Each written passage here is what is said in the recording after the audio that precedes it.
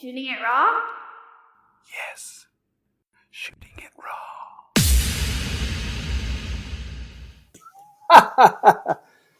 Well, the first thing that occurs to me when you say that, it's I always took pictures. I have many, many years of slides in my storage, and but I think my response to that more is because when I think of photography, it's I'm thinking, well, do I take pictures? And it's actually I'm more sure I've taken pictures, but they're more like vacation pictures, and people and places and things like that, but not without any real thought of that being, an art form for me. But where it shifted is when I started using pictures for education, and I became very aware of the power of photos, and that so that's been a very paramount. It's been very paramount in my life and experience for close to 30 years, where it's finding pictures that I can show kids, that talks to them about the impact we have on the beaches and ocean, and showing them that whether I'm showing them the happy animals or showing animals tangled in the trash or the beaches and storm drains. And so my performance, in a sense, is with pictures, with slides.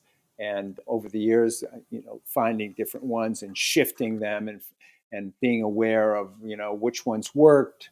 And so that's very much connected to the way that I communicate is pictures. Okay, well, Michael Klubock, thank you so much for joining me. We'll talk about how we came to meet, where you are right now. So I'm in an office in Hong Kong, and you are in? I am in an office in my home in Los Angeles. Very nice. And we met because our mutual sort of acquaintance, friend, connection, Doug Woodring, who was on the podcast, put together this important event or recording. And he asked me to kind of moderate it. And you're one of the guest speakers, specifically because of the work you've been doing around marine, beach, ocean conservation. And we're going to totally get into it. So first of all, thank you so much for joining me. Thank you for inviting me. Glad to be here. So let's just dive in. The first photo, it says me and my boat. So I'll just describe it. I love doing this because it's always nice to get little snapshots of people's lives, to perv into your life. This is a slightly younger you in the photo. What year was this image made? I would say that's somewhere in the late 80s, 89 maybe. Okay. What's the beach? That's in Malibu. Yeah. Ooh. Yeah. Wow. Famous Malibu. Okay, so the photograph is somebody is making the image. You're standing behind sort of a pleasure sailboat called the Hobie Cat, yeah? Oh, yeah, Hobie 16. Yeah. Hobie, okay. I know nothing about sailing. 16 feet, and Okay. it's a Hobie Cat. It's a little catamaran. Oh, okay. Oh, that's it. Okay. Why is it called Hobie? Is the Hobie's the name of the company, or Hobie is? Hobie is the man. Hobie Alter is Oh. the person who was a Southern California person here who made surfboards, and then he took his surfboard expertise and created the Hobie Cat, the Hobie 16, and so there's a lot of his awareness built into the hull, of surfboards and sailing through waves. So this was really built to be a off the beach catamaran that would break through the surf and fly with the dolphins. So it's a beautiful sunny day. It looks like it's probably around high noon or close to it. You're standing behind this. So you have the yellow. It's like the 70s yellow with the red and the black, and so you're standing behind the boat. You're holding up a child, and next to that is another person in a blue T-shirt. And behind you are these beautiful arid hills. and this beautiful beach. Yeah. And so why don't you talk about, okay, so I say to you, pick 3 or 4 photographs that kind of we'll use to frame the conversation. So why this one? Beyond the fact that it's like such a bright, uplifting image of the beach. When I was a kid, I brought up in New England. I was brought up in Beverly, Massachusetts, which is north of Boston and right on the water. And the community was right on the water. So there was lots of beaches. There was boating. There was water skiing. And summers at Cape Cod, Martha's Vineyard. So it's very much a community that's close to the water, and I loved it and very much. And I actually, as I got older and moved to New York City after about 6 or 7 years there, I went off to Club Med and I taught sailing, and I got myself back into being involved with sailing again, and then moved out to L.A. in '78 and just got caught up in living and working in Los Angeles, and the boating fell by the wayside. Hmm. But I found myself actually just getting in the car though and going up the coast to Malibu, and there was a coffee shop up there, and I just just loved driving up the coast. And I was there was a time in the 80s there I was appraising real estate.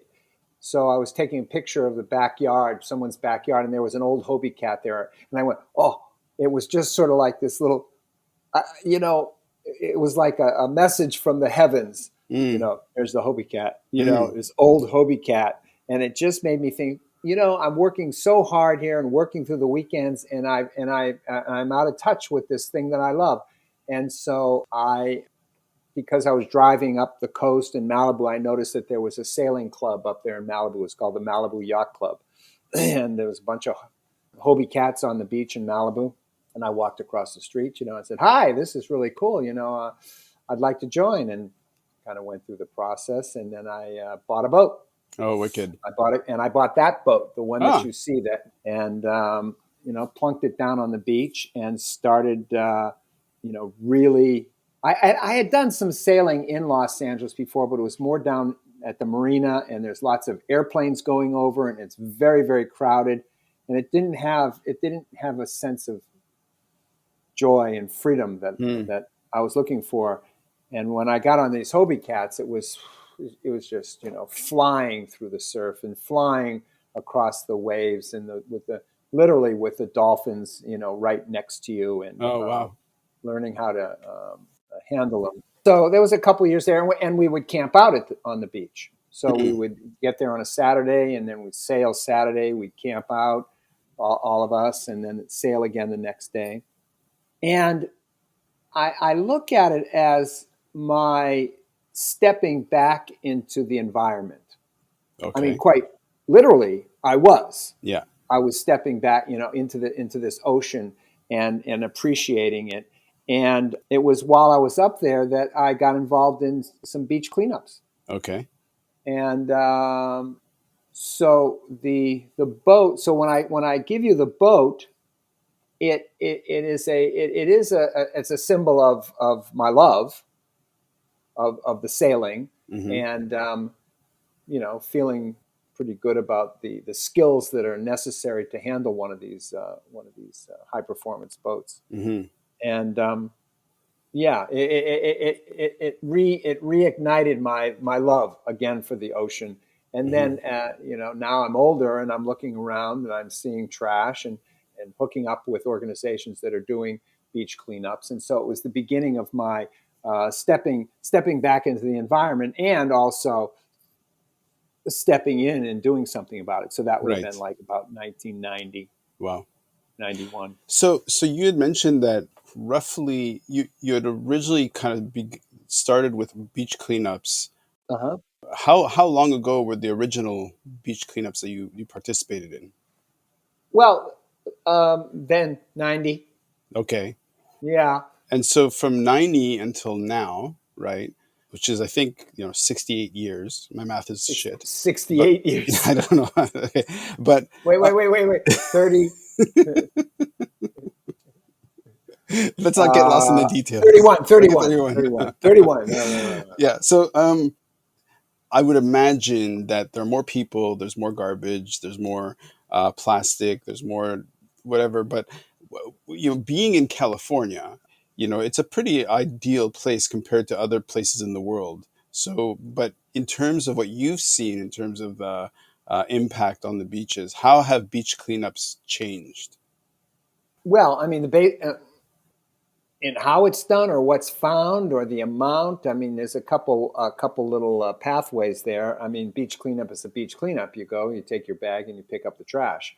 And I think what has shown up over the years is there's just more and more and more, trash. Wow. Yeah. And then the education of where it comes from. There's more education. I mean, that's the core of my program, is educating kids to the fact that, when it rains, if there's trash in their neighborhood, when it rains, it gets carried down the storm drains to the Hmm. ocean. So the kids get the connection, even if they're 10 or 15 miles from the ocean, they get, Hmm. how that connection. I want to skip forward again a little bit because I know we're going to talk about this later.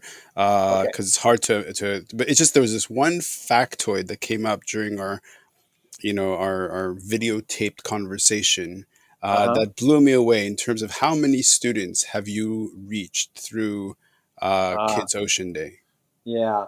Well, I'd say that I think the last time I looked, the program is over 700,000. And That's just nuts. I would say, well, now that you're asking me this, wait a minute, because What? Yeah, when you I, said that, when that came up, that's just it says a lot about what you're like. It says a lot yeah, about what the event is like, yeah, and it says a lot about maybe for what kids or adults are willing to receive, because for those numbers to happen, right, it's a two-way street. Like, right, people need to be interested, and so right, 700,000 kids, right, says something immense about. Yeah, but right. go ahead, you were going to say Well, something. when I total here in my database since I've been doing this, I see uh, almost 2,000 schools we've Wow. gone to. You know, and the program is in four or five other cities, and of course, as you know, we brought the program to Hong Kong with Doug, and so I see here that the total of what we've done in Los Angeles, and then what the program has done with other nonprofits, that we've trained in other parts of California, I see here 761,345. Wow. And Wow. then actually that had made it to the beach was so that's all the kids that have heard our presentation, Mm, and then 166,000 have actually made it to the beach. wow. And what you say is quite sharp. That it is a two-way street. I never would have been able to do this if I wasn't invited back again. Hmm. I mean, if you walk into a school and you are, it's not working. Yeah. I guess that Yeah. they're not going to pick up the phone the next year. When I call them the next year, I says, "Hey, do you want me to come again?" They're going, "Yeah, no." Exactly. Yeah. Exactly. And it got to a point where, I mean, every year, I mean, we've been actually at the beach 27 times, 27 consecutive times up until 2019, and then of course COVID hit, so we've been out of the game for a couple of years, like us all. I mean, Wow. we've been off of public gatherings. But my outreach, I sent an email to the schools that have participated, or I make a phone call. And so I call the principal and I goes, "Hi, Michael Klubock here." "Oh, hi, how are you?" I goes, "So are we going to play again? Are we Yeah. going to do it again?" Yeah. "Yeah." And then, there's no formal agreement and Sure. written in paper. You're talking to a person who I came to the school last year and I did a great presentation. They were happy with it. The kids learned. The teachers were turned on to it. It was good material. I give them a free bus. And so Hmm. I basically, I would go, hi, Michael here. So are you coming to the beach? That's You're going amazing. to do it again? And they go, yeah. But it's exactly. But you see, here's the thing. It's kind of like what emerges. So for example, you know how I ended up being connected with you guys was through shark rescue, and my sort of theory was I'm going to start this, and if nobody cares and nobody responds, and that's the feedback that I'm getting from the outside world, that well, you know, maybe this isn't the right time, or maybe it's not even the right, maybe it's not a good cause, right? Right. But when people, you know, I go out with a message, and then when people come back with such a strong response, that tells me, oh, wait a second, I have to keep doing this. So similarly for you, that the momentum has maintained. California is part of the mythology of California is very much the connection to the water. So one thing I have to ask about, going back to the photograph, because it begs to be asked. So in the photograph, it pretty much there's you, a girl, and another person standing there, leaning on the boat, and sitting before you. This question begs to be asked: is a very bright red bucket. Do you remember what's in that bucket? Uh, where's the bucket? It's actually on the canvas of the boat of the Hobie Cat.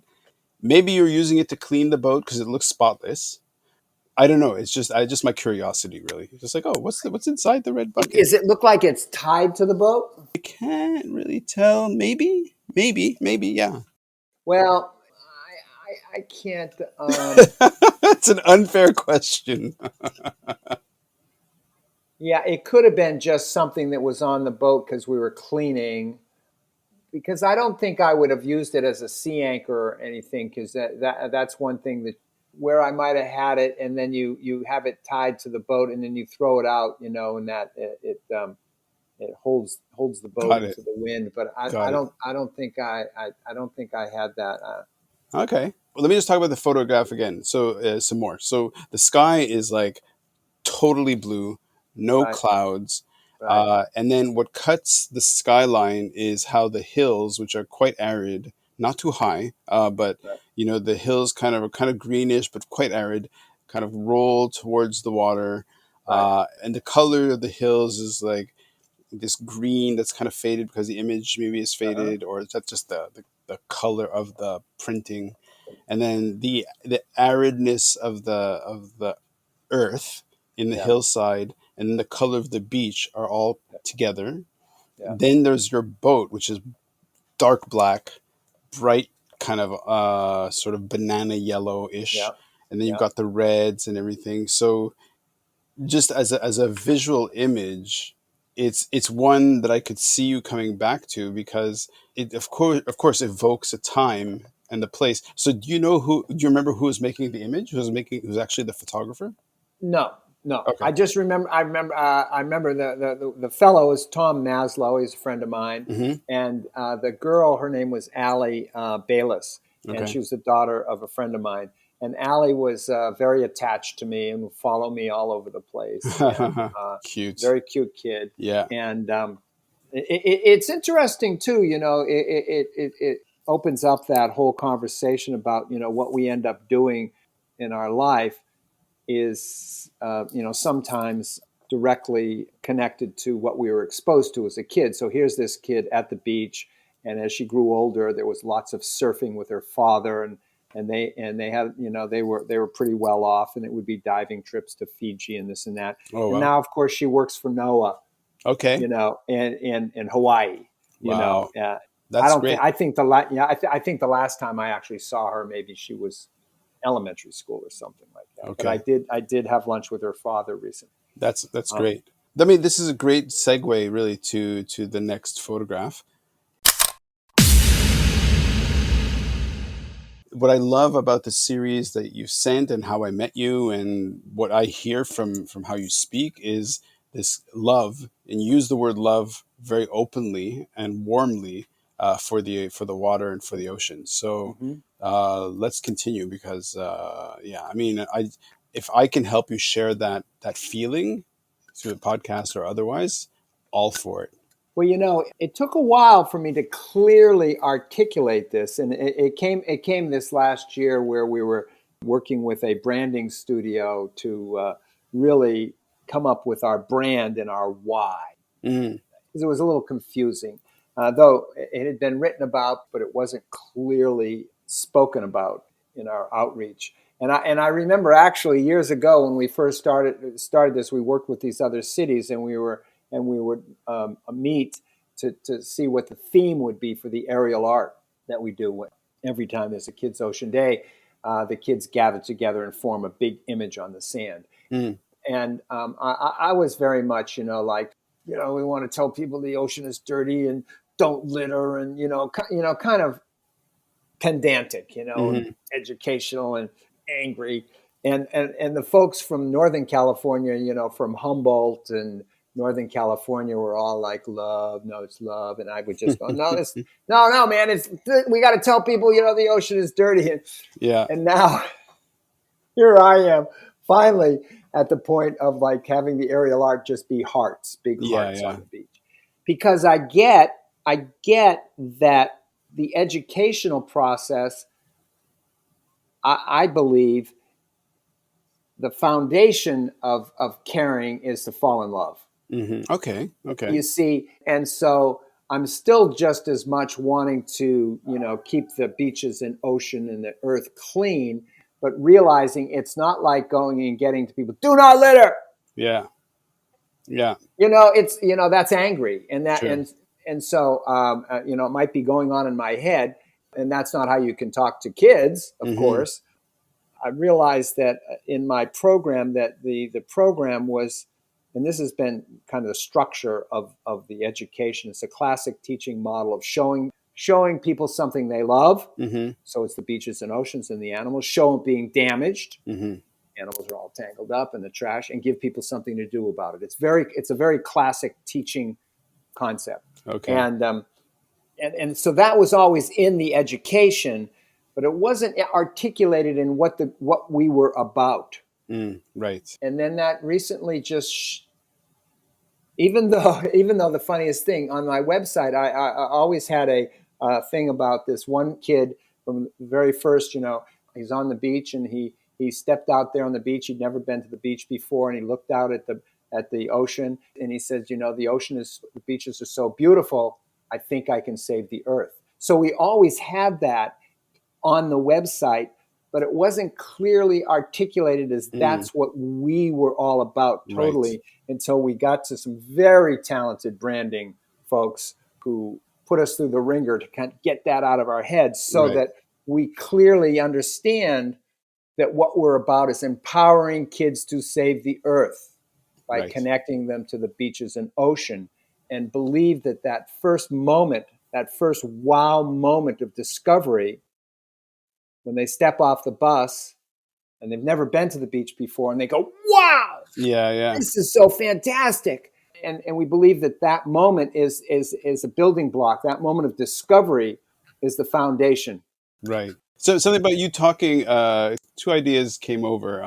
It popped into my head. Do you know where Tom Waits is from? Tom Waits, the musician? Yeah. No. Well, one of his songs, the lyric is, she was, I think, 15 or 16 years old and never been to the ocean. Right. Mm, And mm. it's just like, oh yeah, and so that just came into my head.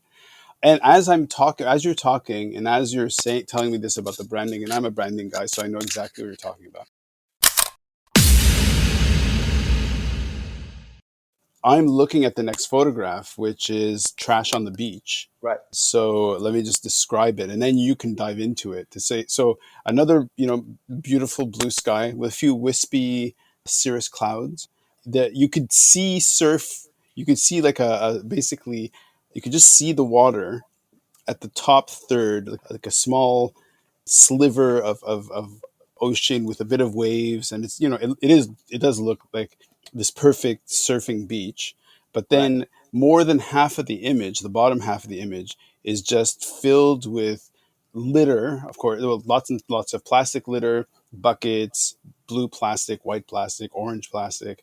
There's lots of trees, dead trees. So I'd say more than half of the beach litter looks like trees, like looks like tree debris, like branches and trunks. But that's really sad that half of it, or almost half of it, is plastic garbage. Yeah. Yeah. Some of it very large. Chances are there's tons of microplastic in there. Yeah.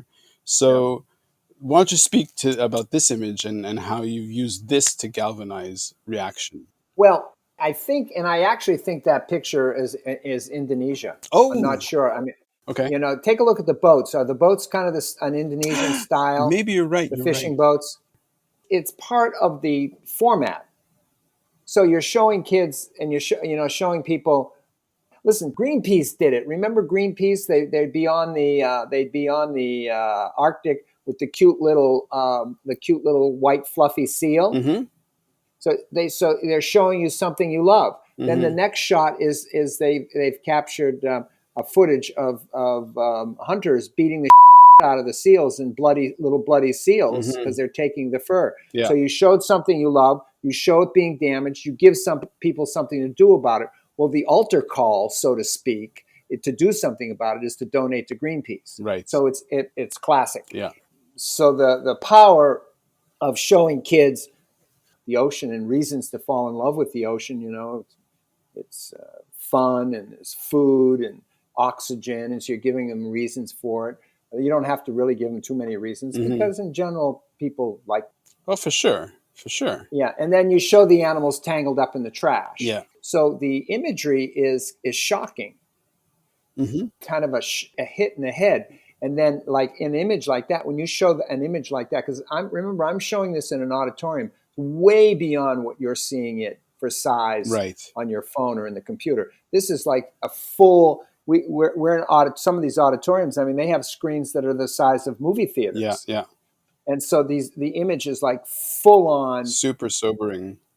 Yeah, and so you're showing something they love. Oh, you show them the animals. That the animals are nice. The beach is nice. It's all clean. And then you show, and this is what we're doing. Yeah.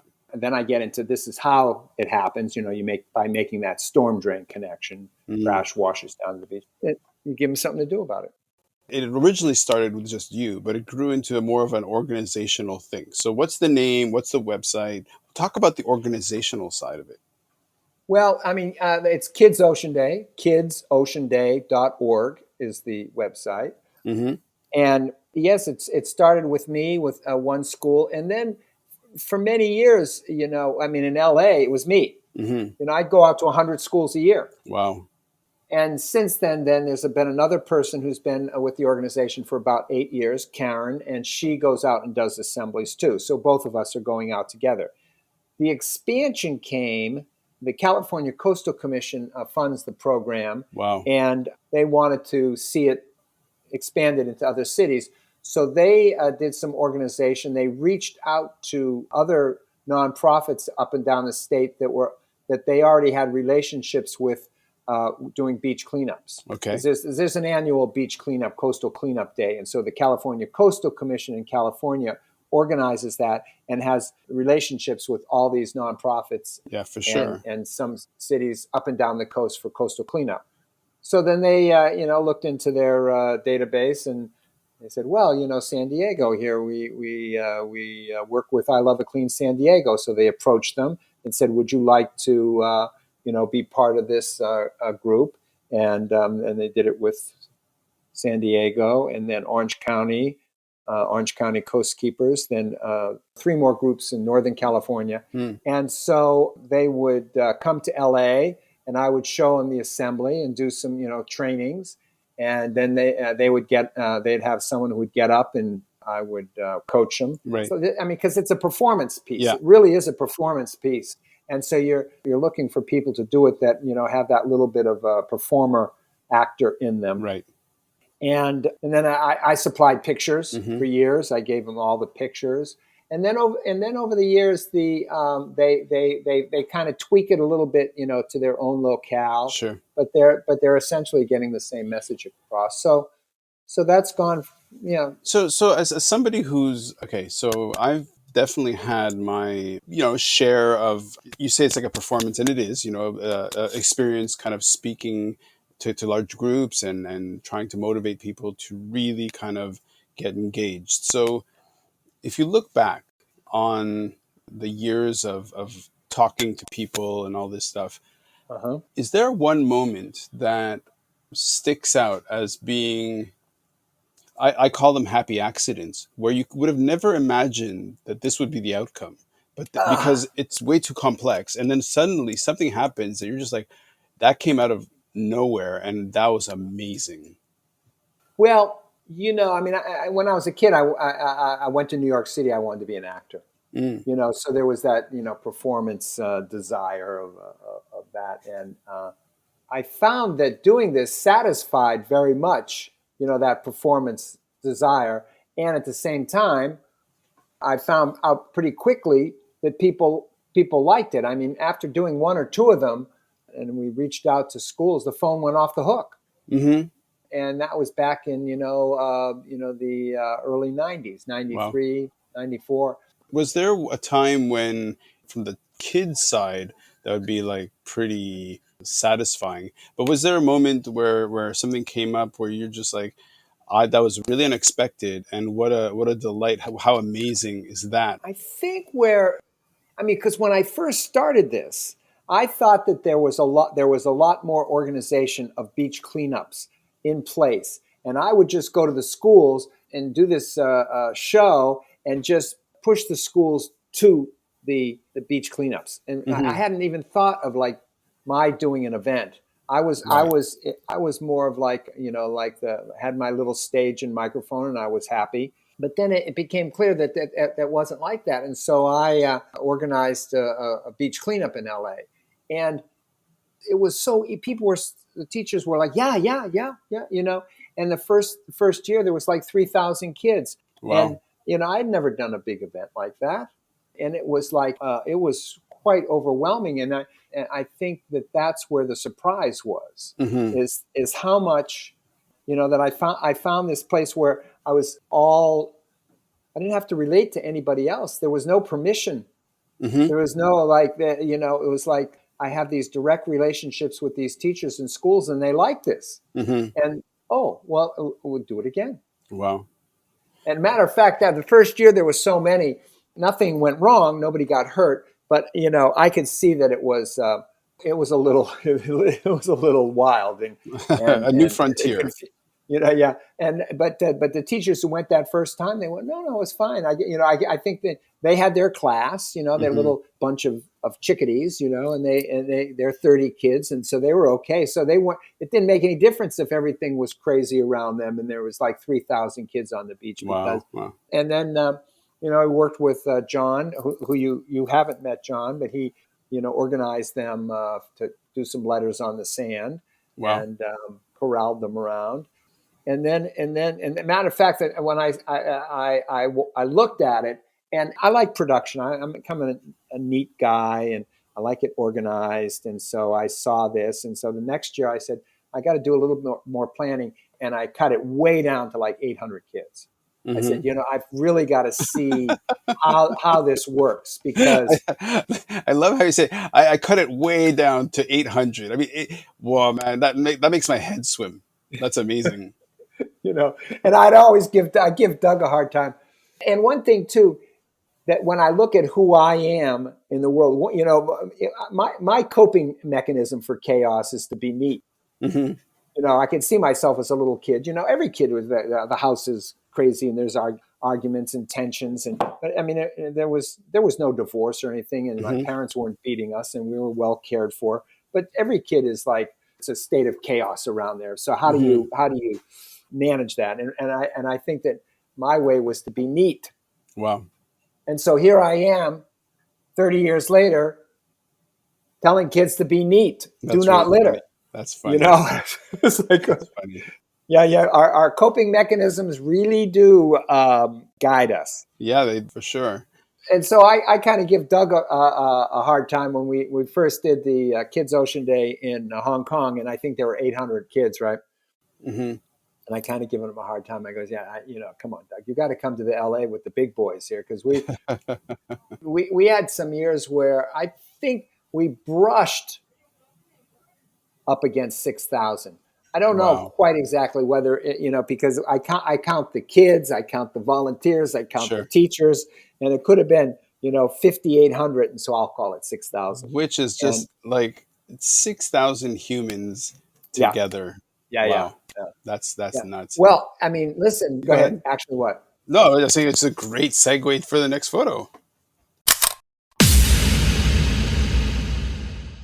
Is that the one where I'm in the middle there with my teach hat on and surrounded Yep. by the kids? Yeah, Hmm. I'm in heaven.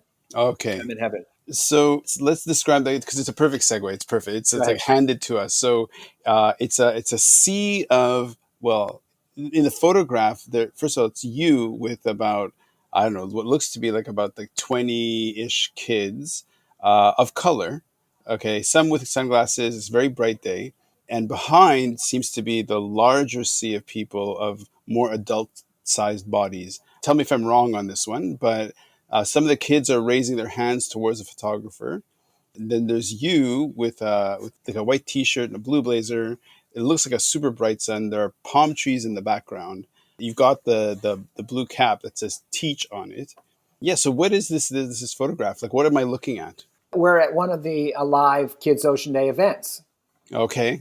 That's annual. That because all year we've done the presentations at the school, and then we have our one day where we've invited the thousands of kids down to the beach. So Wow. that was one moment where there must have been a teacher who I recognized, and of course the kids recognized me because I was at the school, Mm-hmm. and so I just quite spontaneously just sit down and go, okay, let's take a picture. And of course, kids are eager to take a Mm-hmm. picture. So the teacher, I'm sure, took that picture and sent it to me. Wow. And I've used it in I used it in my TEDx talk too, of like, there I am in the middle of it, as happy as can Mm-hmm. be. It's astounding at how full the crowd. Now, this crowd is purely for the marine cleanup, or is this just a beach day? No, no, anybody that you see at the beach when I'm around is all from the program because Oh we man, do it in May and the beaches and we do it during the week. And so the beach is virtually empty. it's insanity. The amount of Yeah. people is just it's incredible.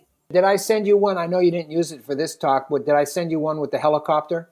I don't know. I can check later. So in the scheme of things, in terms of the history, Yeah. is this a more recent photograph, like say closer, say in the past 5 years, or is this one of the older photographs?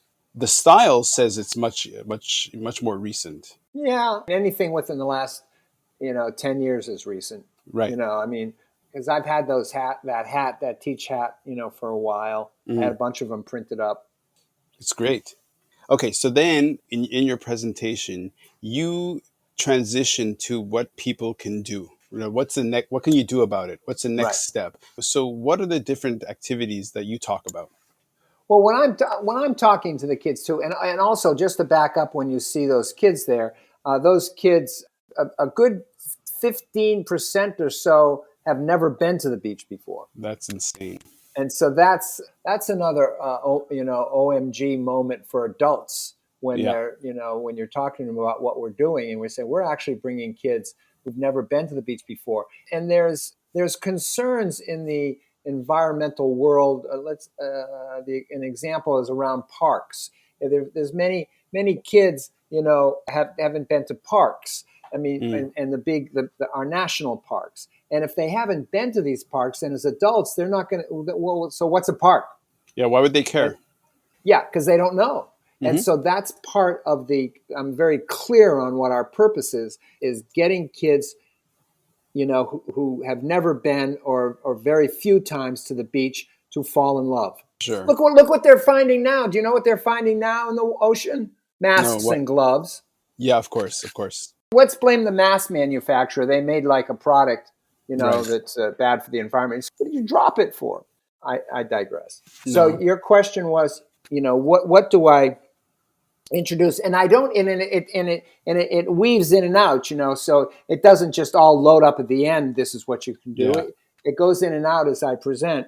And also too, for your listeners, is that we are presenting in Zoom.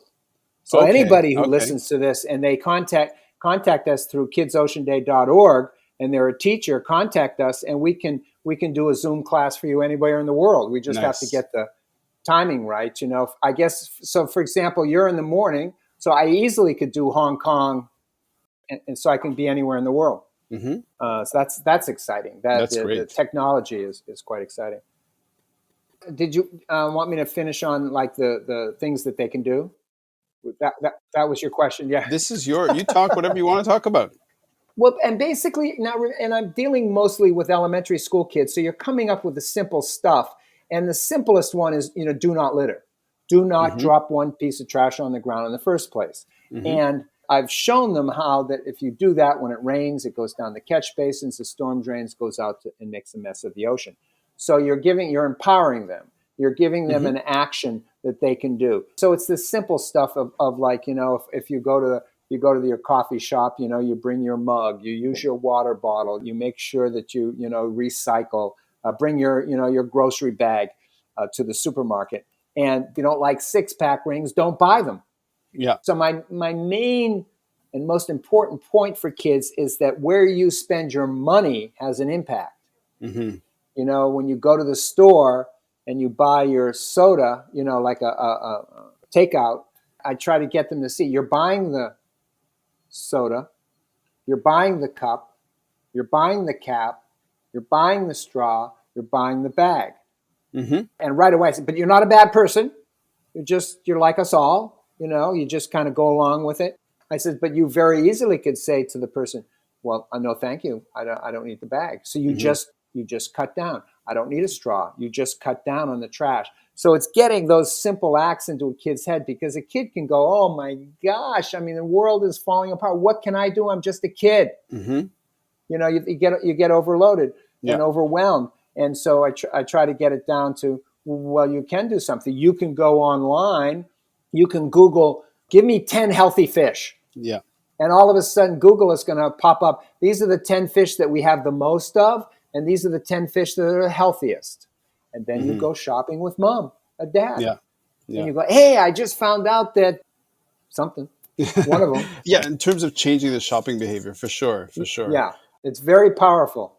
I love the fact that I'm getting different people on the podcast, and everybody's a little, everybody's kind of has their energy and their direction. And so do you think, like, what in your upbringing put the seeds, or put the foundation to move to environmental action growing up in Boston? Like, or is it somebody in your family? Like, why is there this value inside you to sort of say, okay, you know what, I'm going to dedicate years, decades. Obviously you're getting the benefit of inspiring kids to protecting the ocean, but what is it in how you grew up that made this so important? Well, yeah, and that's the key. That's the key of what I'm trying to give back to kids who've never been to the beach, is this joy of the beach. Mm. So it came to me because, and I think it might have been my mother more, but not that my father wasn't. I mean, there was always days at the beach. We'd Hmm. all get into the car and off to the beach, and there's beautiful beaches up there on the north shore of Boston, Gloucester and Rockport and Marblehead and Beverly, and every once in a while there'd be someone who had a boat, and then there was a cousin who had a camp, and we went up to the lake and did water skiing. So there was an introduction to that. There was Right. just there, we're going to the beach, we're going to the beach, we're going to the beach. And I was a swimmer, I was at the Y and I was swimming, so I was in the water. Hmm. And I don't know why I say my mother more. Maybe I just remember having some times where we actually walked together on the beach, and I Hmm. enjoyed her company. But that doesn't mean my father didn't, But Sure. when we went, it was a family affair. We rented a house for a few summers down in Cape Cod, which is south of Boston. Yeah. Went to Martha's Vineyard, which is an island off of Cape Cod. So there was always ventures off to the beach. Hmm. And There's something about being by the beach, and especially where there's surf, because the air is filled with the smell of the right, water, yeah, yeah, and yeah, particularly in the summer and whatever, we have that brightness, yeah, and you get down to the water. And look, for many people, the beach is a place of play, right? So how right, could you not fall in love with right. that environment? So what's coming up for you in the next year? Are there any big events? Well, this is the dream. And I've just clearly got it because 2019 was our last a live event, Right. and then COVID came. Hmm. So obviously, 2020 was, we shut down March of 20, right? And so May of 20 there was nothing. Hmm. The world was at a standstill. The streets were empty. Right. And when I think about that, it's just the oddest thing that we've all experienced together. Yeah. I Yeah. mean, it must have been going out into the streets of Hong Kong when there was no Sure. traffic. There must have been a moment you go, oh, Yeah. there's actually a street underneath all this crowds, you know? Yeah. And yeah, I wonder what it would like in cities like Bangkok and Saigon and everything that are so jam packed. Mm. Anyway, so there was nothing. Right. And then 2021 is now, and there's no going to the beach, but we have pivoted our presentations to Zoom. Right. We've done about 200 classrooms. We've about 200 classrooms and maybe a couple hundred more. So we'll have a good year. And the funders have been happy and pleased to continue funding us with this pivot towards Zoom. So that's 2 years, Yeah. no Kids Ocean Day at the beach.